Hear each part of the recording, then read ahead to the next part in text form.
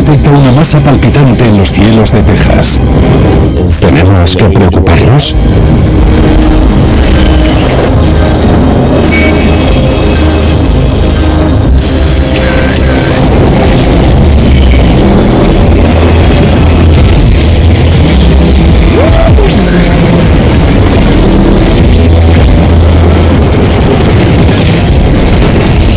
Curiosidades de la Tierra.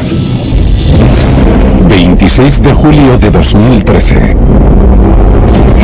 El satélite GeoEye-1 captura una inquietante imagen en las arenas de Egipto. Cientos de agujeros negros en una necrópolis. Es un yacimiento arqueológico y hay agujeros por todas partes. Veo que algo está cavado a gran profundidad. No es algo que se suele ver en Egipto. Me parece preocupante. Hay unas depresiones que cubren la zona de la imagen. La pregunta es, ¿qué provoca las depresiones y por qué son tan oscuras? La imagen fue tomada sobre Dashur, a 40 kilómetros al sur de El Cairo. La zona es una gran necrópolis que contiene algunas de las tumbas más antiguas de Egipto, que incluyen a la legendaria Pirámide Negra. Dashur es un sitio muy importante. Esta es la Pirámide Negra. Pertenece a uno de los reyes más famosos y fuertes del Imperio Medio, que se llama Amenemhat III. Dashur es un gran cementerio y fue uno de los cementerios que atendían a la capital antigua de Memphis. Contiene varias pirámides de faraones y también las tumbas de sus familias y autoridades. Las tumbas estaban repletas de tesoros que se llevaban los reyes y sacerdotes al más allá, desde joyas y oro hasta muebles y carruajes. Ya desde el 2600 a.C., estas riquezas las convertían en el objetivo de los saqueadores de tumbas.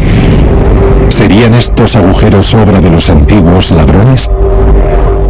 Los saqueadores de la antigüedad se llevaban la momia, sus amuletos y sus joyas. Los llamamos ladrones de tumbas. Los antiguos ladrones ejecutaban sus crímenes ignorando los jeroglíficos que advertían de una venganza del más allá. A menudo las tumbas eran robadas por oportunistas como embalsamadores, guardias o incluso sacerdotes. Muchas tumbas perdieron sus tesoros y hasta su cadáver momificado a los pocos meses de su entierro, hace miles de años.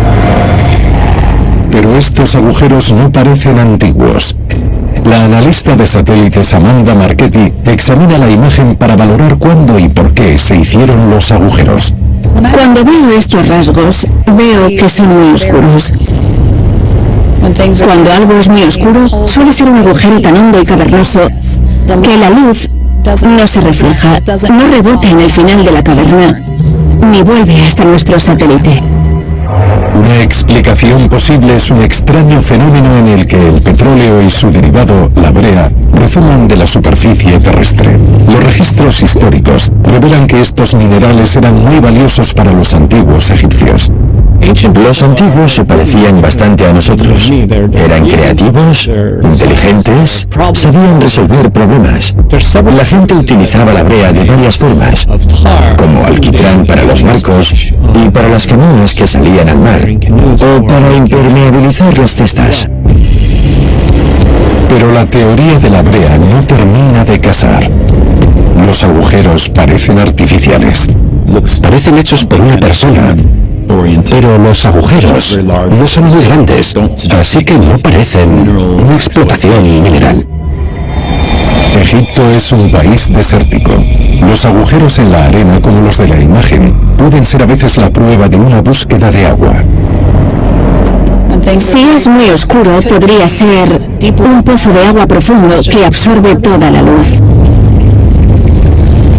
Algunas civilizaciones antiguas cavaron una gran cantidad de agujeros para almacenar agua en el desierto, llamados qanats. Los qanats antiguos son sistemas subterráneos. Básicamente son canales que llevan agua bajo tierra, como un acueducto pero bajo tierra. Históricamente, los qanats solo están en Oriente Medio. Se utilizaron durante la época islámica como forma de transportar agua sin que se evapore, porque están cubiertos y bajo tierra.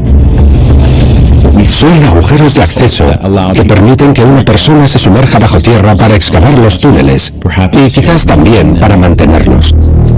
Los arqueólogos comparan la imagen de los agujeros en Dashur con los sistemas de qanats conocidos en todo Oriente Medio. Pero no coinciden. El patrón suele ser más sistemático cuando se ven unos qanats. Un agujero va detrás de otro, mientras que en este caso vemos un gran grupo de agujeros en una zona, pero en otras no hay. El Nilo está a solo 6 kilómetros. No hay que complicarse para traer agua hasta aquí.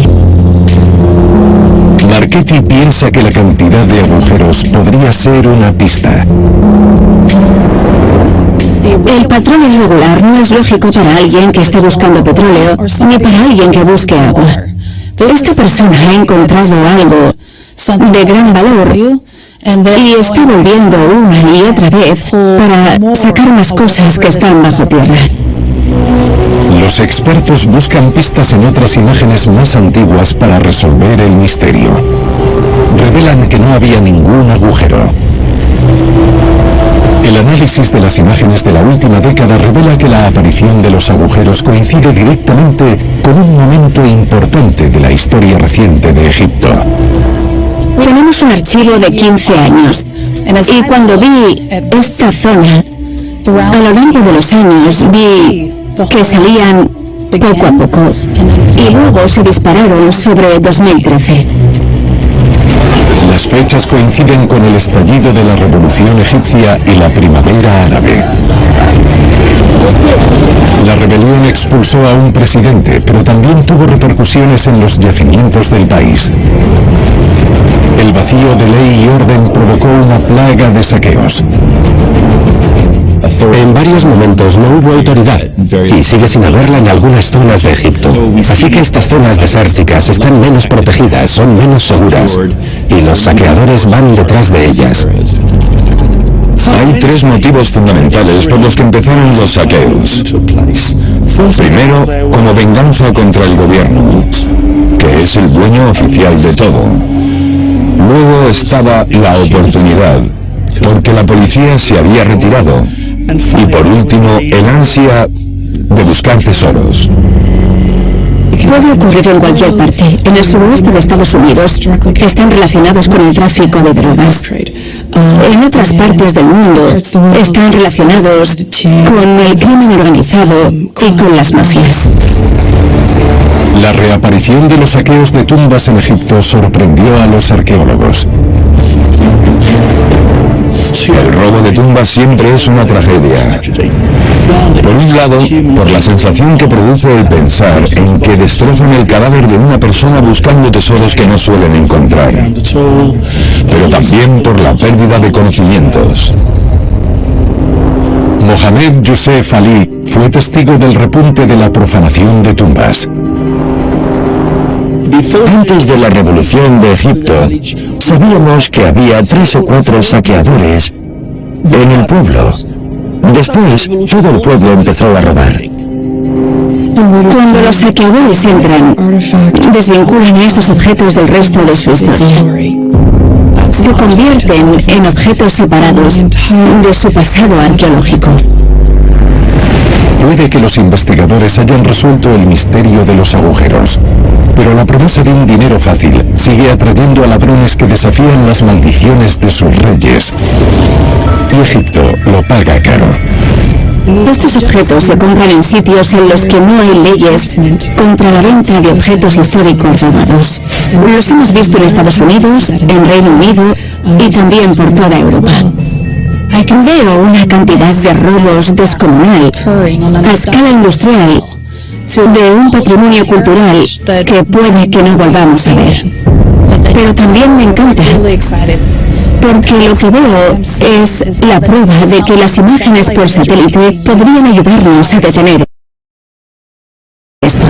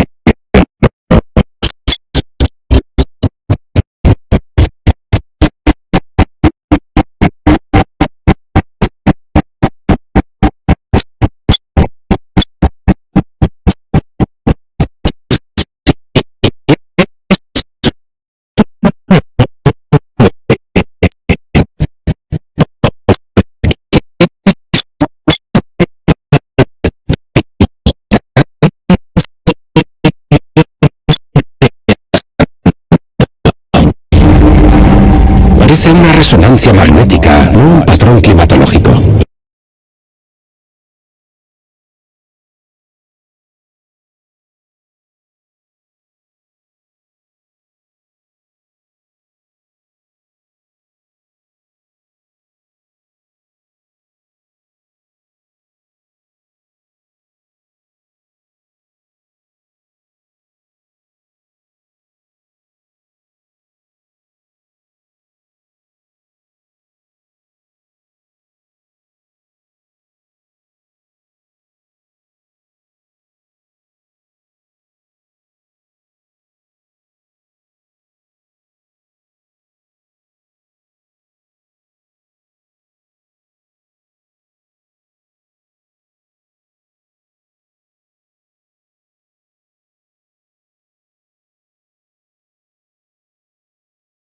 El ejercicio de paracaidismo a gran escala podría explicar lo que apareció en el radar, pero algunos puntos de esta teoría no encajan.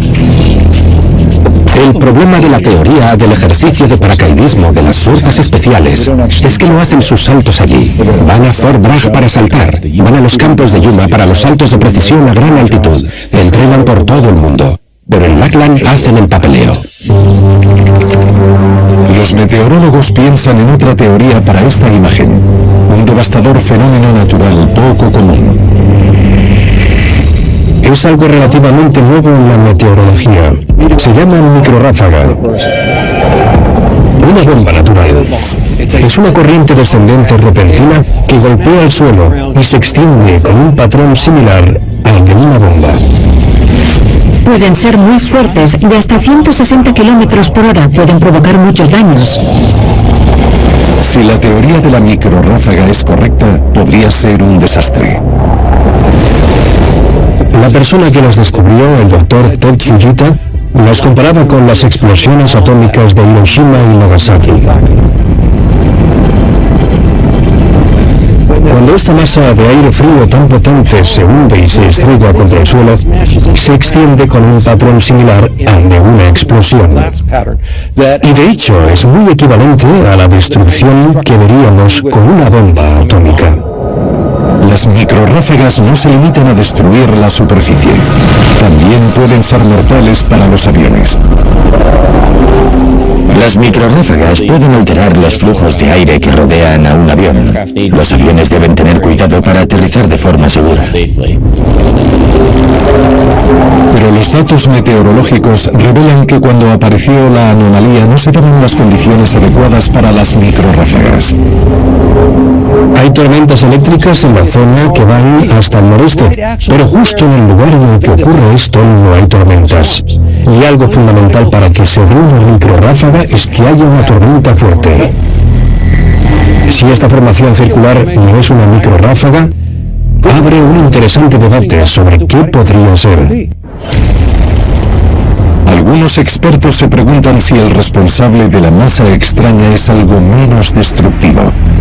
Una posible explicación es que el radar esté captando la radiación que refleja el Sol. La radiación solar puede provocar unas señales extrañas en el radar llamadas picos solares. Los picos solares aparecen en las imágenes por radar cuando el radar mira directamente al Sol.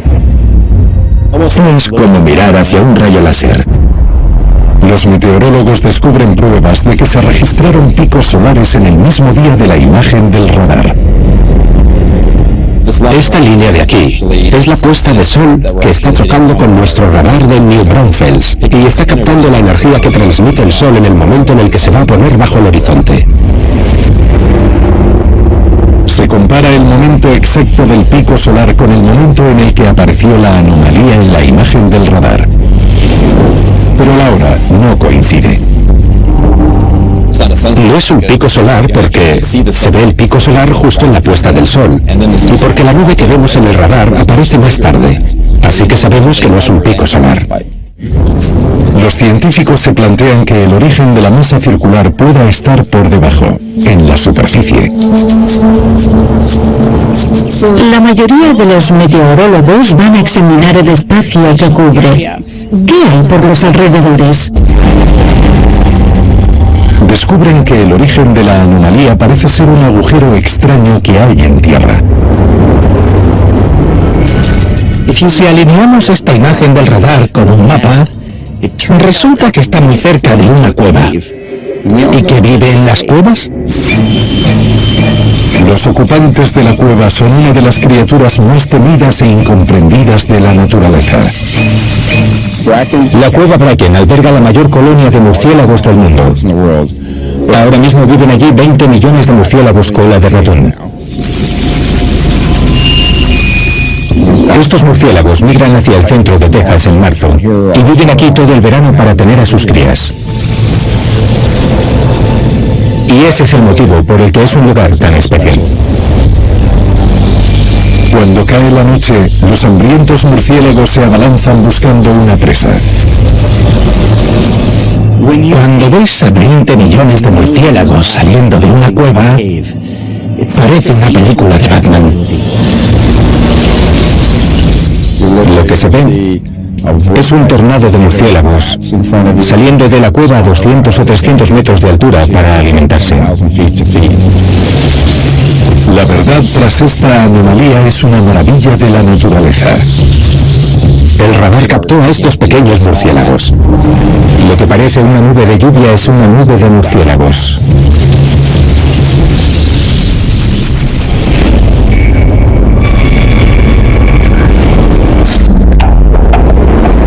Un satélite que orbita el Océano Atlántico Sur captura una imagen de dos objetos enormes que parece que se mueven por el agua.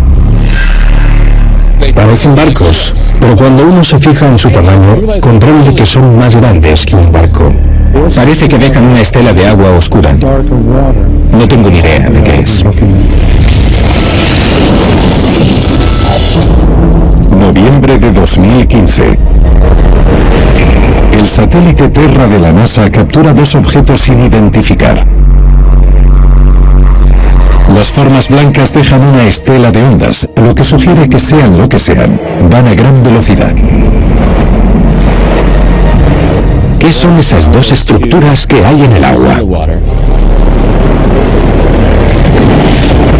La imagen que muestra los objetos se tomó sobre el Océano Atlántico Sur, a 1200 kilómetros al norte de la Antártida. Los directivos de la NASA del Centro Espacial Goddard en Maryland contactan con la glacióloga Kelly Brandt. El Observatorio de la Tierra de la NASA vio esta imagen, les interesó el patrón de las ondas de la imagen y me pidieron que las investigara.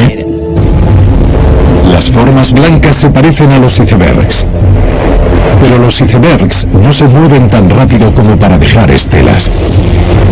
La imagen es un rompecabezas para los investigadores. Cuando la veo, la primera pregunta que pasa por mi cabeza es: ¿qué podría provocar estas ondas extrañas? Si estos objetos no son icebergs, ¿qué son? Aparece una posibilidad escalofriante. Los cuerpos sin identificar se desplazan a través del territorio más disputado del Océano Atlántico Sur.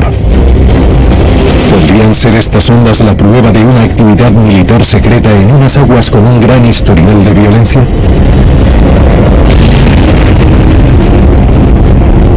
Hace más de 30 años las tropas argentinas invadieron las Islas Malvinas, Georgia del Sur y Sandwich del Sur.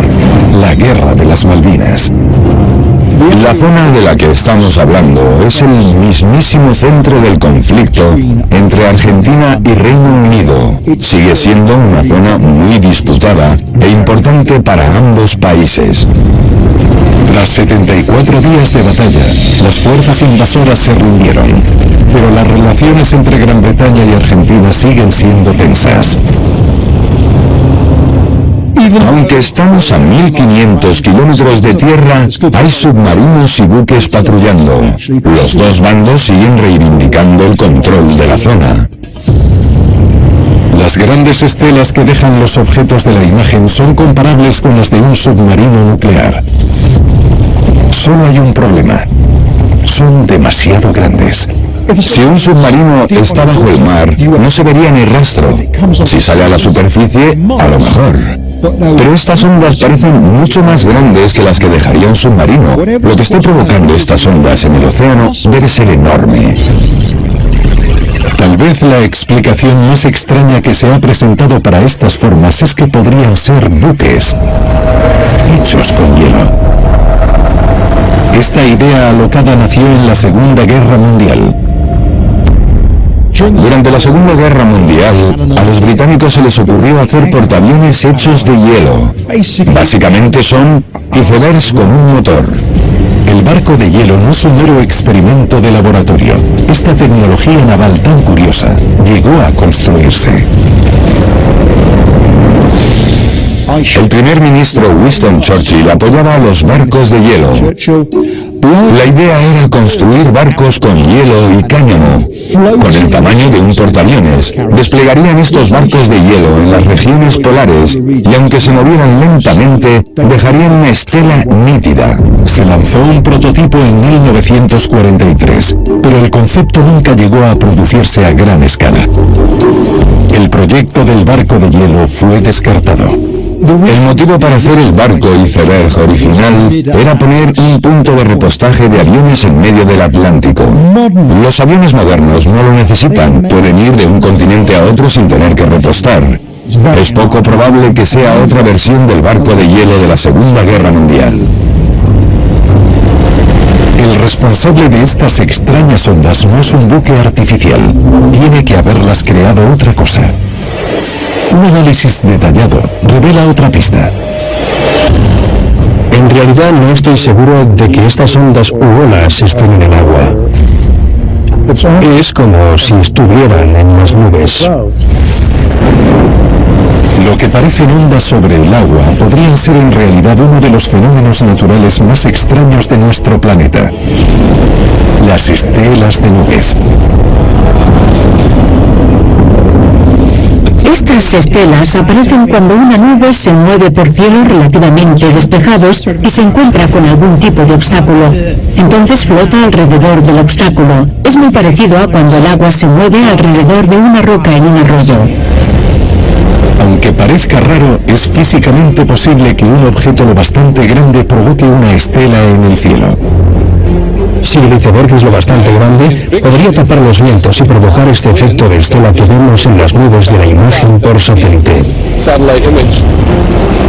Un análisis detallado confirma que los objetos sin identificar son dos de los icebergs más grandes vistos en esta latitud. Gracias a su descomunal tamaño, pueden crear estelas en las nubes. Los icebergs de esta imagen son enormes. Tienen unos 15 kilómetros de largo y unos 300 metros de grosor. Es como una isla en miniatura. Si te imaginas un iceberg de 30 o 40 metros de alto y unas nubes a bajo nivel, estas o rodearán el iceberg o se verán obligadas a pasar sobre él. Y si al final pasan sobre el iceberg, entonces tendremos este patrón de una estela que sigue al iceberg. Lo que parecían ondas en el agua era una ilusión óptica creada por una climatología muy extraña que ha captado la cámara. El motivo por el que vemos estas ondas es que estas formaciones de nubes son como una niebla y no un cirro elevado. Por ese motivo dan la sensación de estar muy cerca del océano, porque realmente lo están.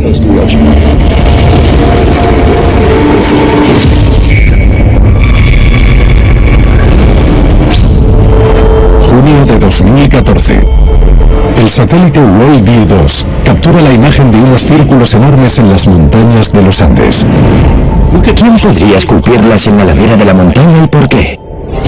Esta extraña fotografía se tomó sobre la región de Cuzco, en Perú. Los círculos parecen artificiales y se cree que tienen cientos de años. Han desconcertado a los expertos desde que se descubrieron en 1931. No es ningún accidente. Alguien se esforzó mucho en construir estos círculos concéntricos. ¿Por qué son tan complejos? ¿Por qué están distribuidos en estos dos valles, donde aplicaron una gran cantidad de conocimientos de ingeniería?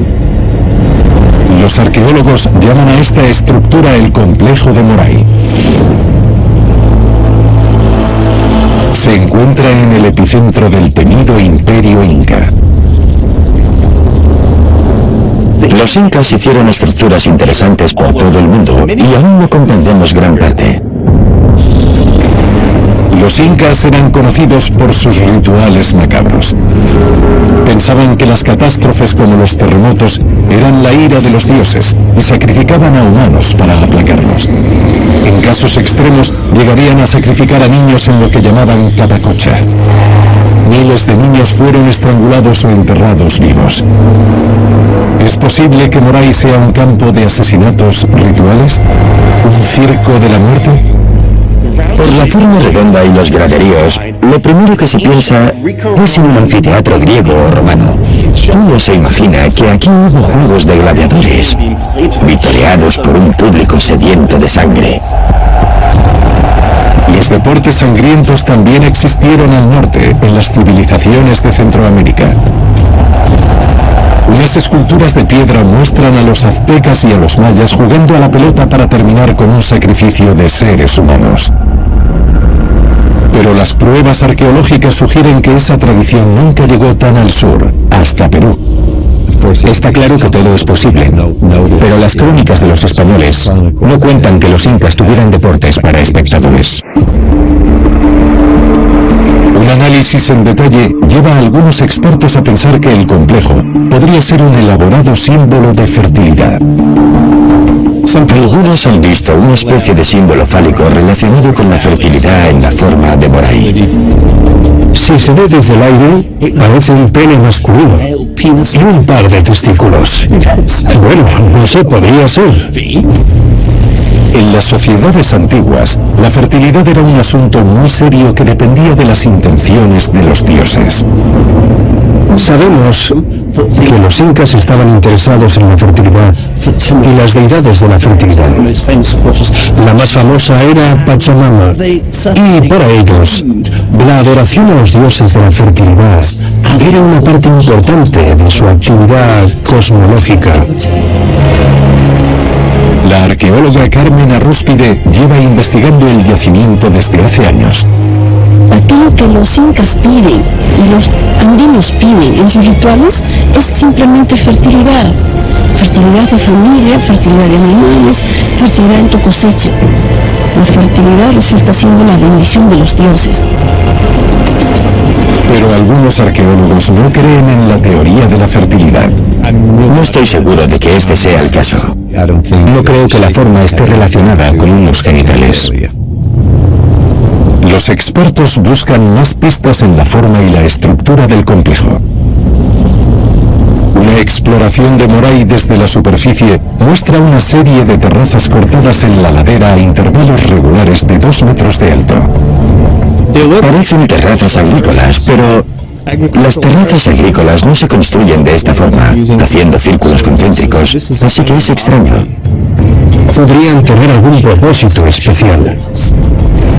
Las terrazas escalonadas podrían ser la prueba de que esta civilización hacía experimentos científicos avanzados que se creía que iban más allá de las capacidades humanas de la época. Hay una hipótesis que me gusta, la de que sea un laboratorio agrícola. Los arqueólogos han presentado la teoría de que los incas experimentaban con el cultivo en varios ecosistemas.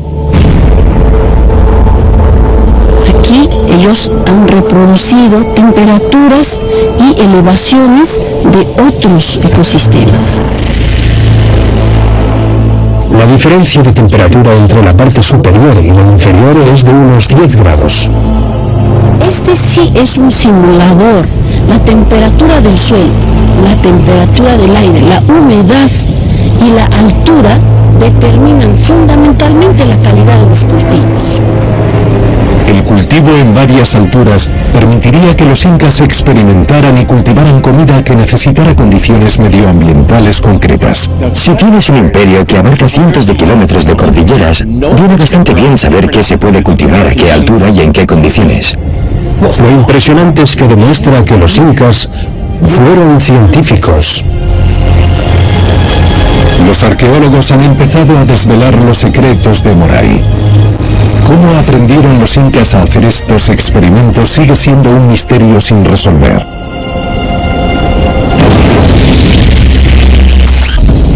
Enero de 2001. El satélite de observación Iconos orbita sobre la India. Mientras recorre un río, revela una imagen escalofriante. Aquí está ocurriendo algo raro. Parece un enjambre. ¿Qué demonios está pasando en esta región? Enero de 2001. El satélite Iconos captura una imagen extraordinaria sobre la India. Una enorme masa roja pegada a una ribera. ¿Qué es esto? ¿Qué podría ser? La imagen se tomó sobre el río Yamuna, cerca de la ciudad de Allahabad. Esta masa roja de más de 180.000 metros cuadrados es 40 veces más grande que un campo de fútbol.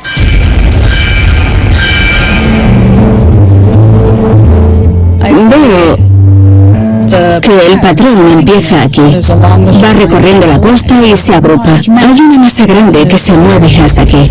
Tiene que tener una explicación científica. ¿Será esta tierra rojiza la prueba de un suceso mortal? ¿Qué puede tener un río de rojo? Los investigadores piensan que la masa rojiza podría ser un grupo grande de criaturas vivas. Muchos animales forman grandes grupos porque les ayuda a compartir recursos valiosos y a protegerse de los depredadores. Por ejemplo, los flamencos se mueven en grupos de miles, formando masas rosas que buscan comida. Se han registrado colonias de hasta 500.000 de flamencos en la India. Más que suficientes para que los vea un satélite. Cuando se junta una gran cantidad de flamencos, pueden verse desde el espacio. Pero el análisis de la imagen provoca serias dudas. Los flamencos solo se reúnen sobre el agua. El problema es que casi todo el color está en tierra y no en el agua, así que no son flamencos. Los investigadores buscan pistas en las inmediaciones sobre lo que puede estar pasando en la imagen. La foto se hizo cerca de la ciudad de Allahabad, una de las ciudades más contaminadas del mundo.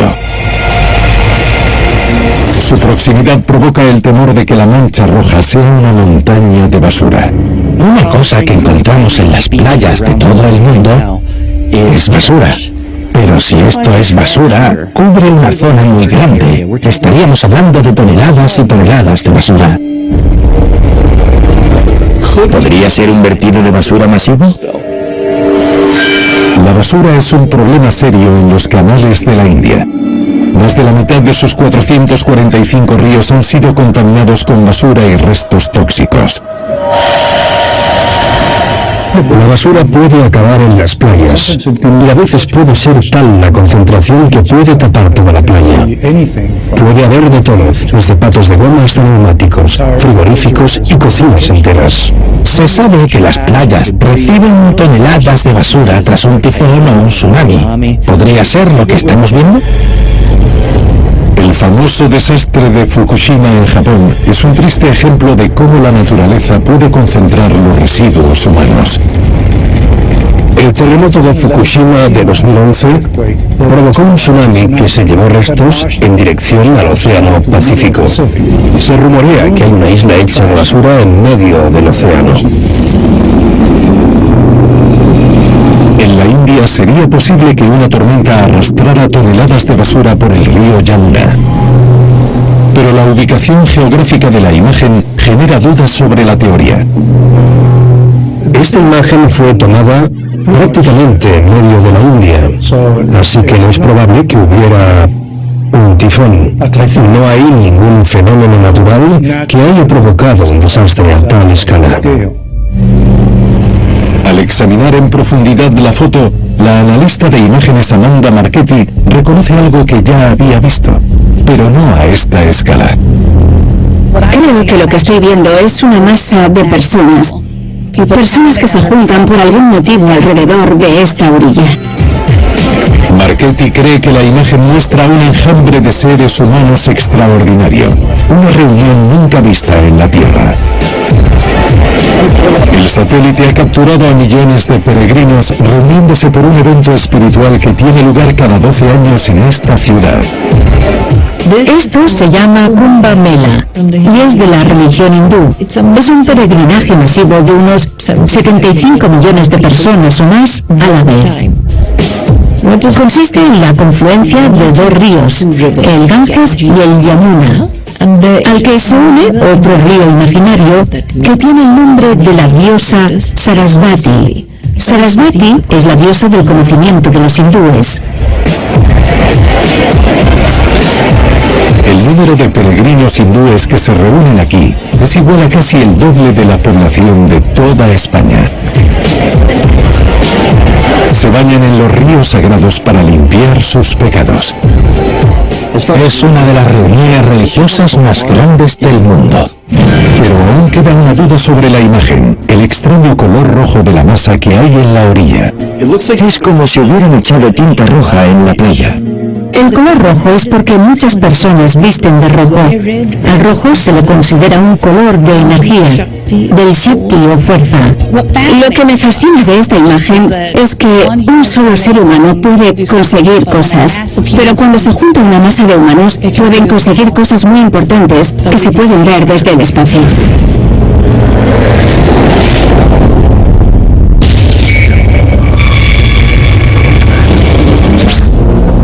De mayo de 2015. El satélite GeoEye-1 captura una marca extraña sobre los altiplanos de Bolivia. ¿Qué podría crear una mancha negra como esa en el desierto? No hay forma de relacionar las zonas oscurecidas con cualquier fenómeno que se me ocurra. Es un misterio. Está claro que esto debería ser investigado.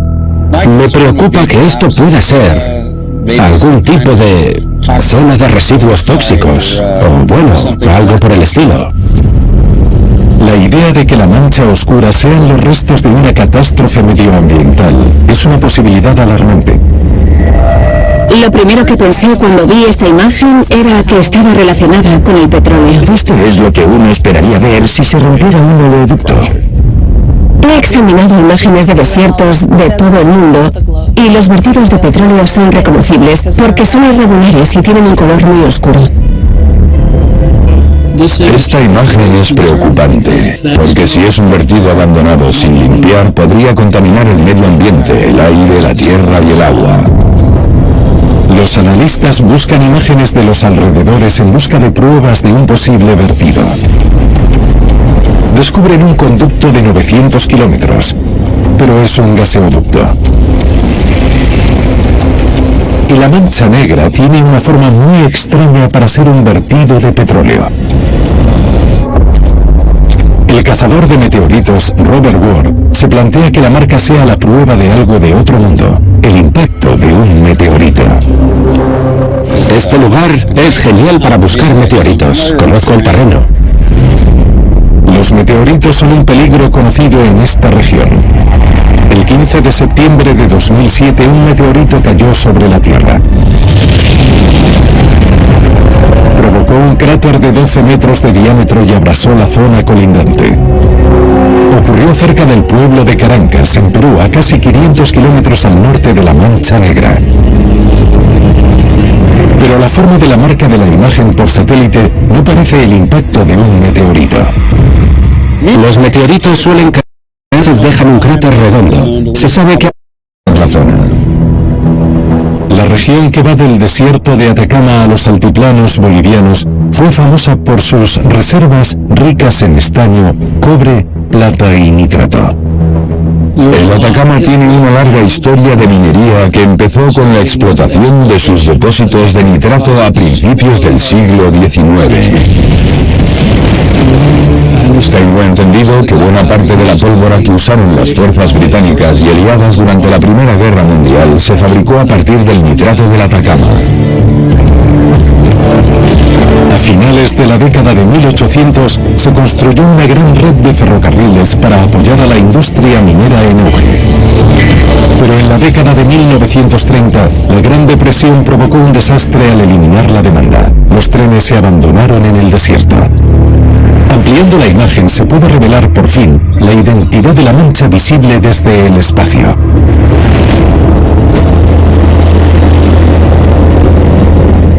Podría describir lo que estoy viendo como un cementerio de trenes. Hay miles de trenes. Los han dejado abandonados en este cementerio. Son los trenes que construyó el salvaje oeste boliviano.